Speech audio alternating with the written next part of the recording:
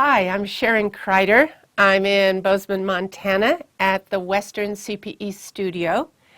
And I'm going to talk about the second article in our series called Sharon's 100-Day Tax Plan as if she were advising President Biden on his tax proposals. We're going to talk about President Biden's proposals to increase taxes. You and I know we must increase taxes sometime because we've run up a great big deficit. We also know that our economy is extremely fragile, and doing anything all at once that impacts the money supply is going to affect our economy and push us into some different results than we might like.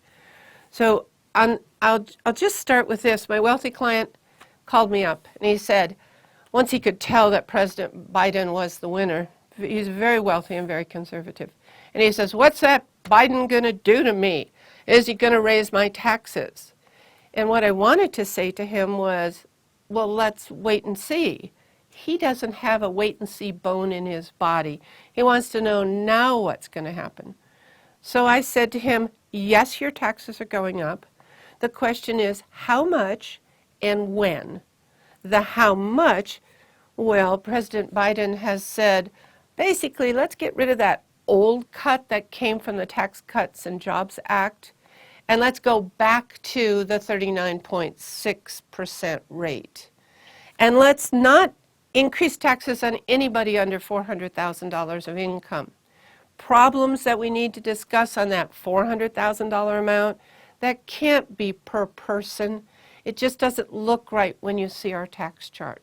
So we're going to talk about the problem on that, and then you're going to find I have an extreme prejudice against using decimals. 39.6, hey Congress, grow up. It's either 39% or it's 40%. It's not 39.6. And by the way, where did 27.5 come from? So you'll just find out that I have some opinions. You are welcome again to use the article as you like. Make sure it expresses your views and make sure that you have the right client.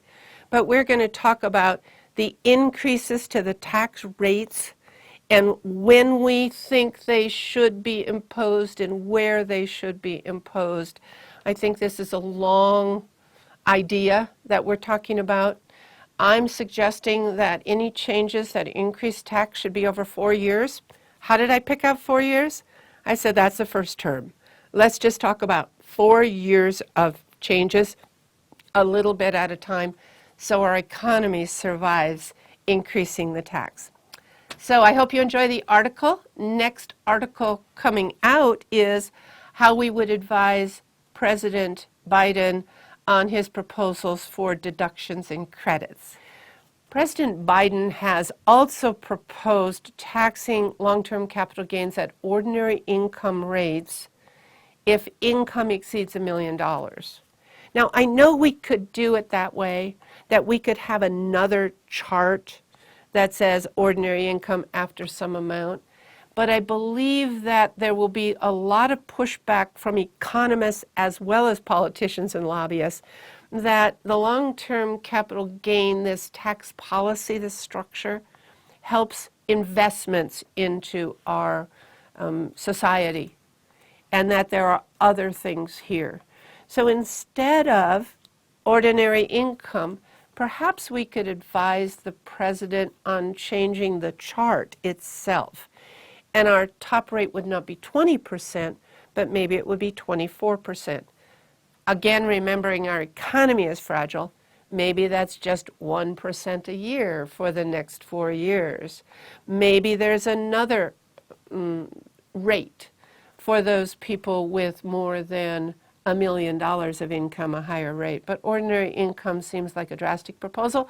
We'll talk more about that in the article, and we welcome your comments on some of the ideas.